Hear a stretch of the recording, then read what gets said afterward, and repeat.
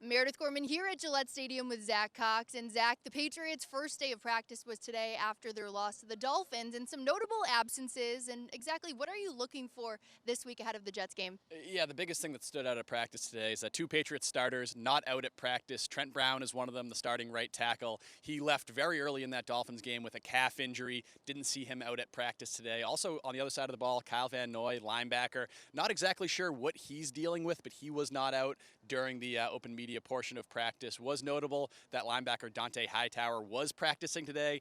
He appeared to get banged up late in that Dolphins game, wasn't on the field for the final couple of defensive plays, but he was back out at practice today, which is definitely a good sign for the Patriots defense. Now, you mentioned Trent Brown. If he's unable to play against the Jets, how will the Patriots make up for that gap on the O-line? Yeah, it's going to be a really interesting question this week because the Patriots have 3 or 4 different options for how they can replace Trent Brown. They've got 3 reserve tackles on their roster right now: Justin Herron, Yasir Durant, and Yodny Kajust. Herron was Brown's initial replacement the other day, but he really kind of struggled in that game, ended up getting benched for Yasir Durant late in the game. I thought Durant, who just joined the Patriots a couple weeks ago, held his own. I thought he was okay in the snaps he did play. Yodny Kajust inactive for that game. We'll see if he's back in the lineup if Trent Brown cannot go in this one. And then another option is shifting Mike Onwenu from left guard to right tackle, where he really played at a high level last year. But we talked to Mike Onwenu this morning. He says he hasn't really worked at right tackle at all since the start of training camp. So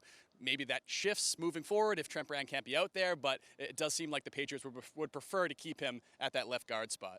Now, we've heard from several players about the adjustments that they need to make ahead of this game this weekend, but one of the things that affected Mac Jones last week was the number of hits that he received. So what really needs to happen for him to succeed this weekend?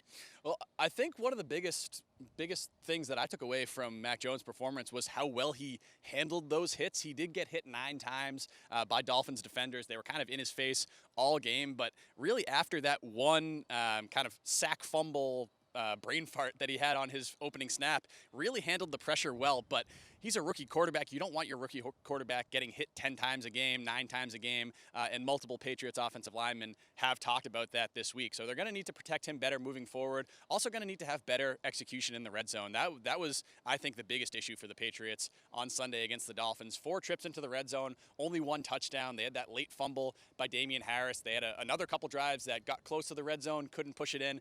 They're going to need better execution down there inside that 20-yard line, because you can't win a game. You can't win many games in the NFL if you're only scoring 1 touchdown. You're settling for field goals, settling for these very long drives that don't go anywhere. So that's what I'm going to really be looking for from the Patriots this week.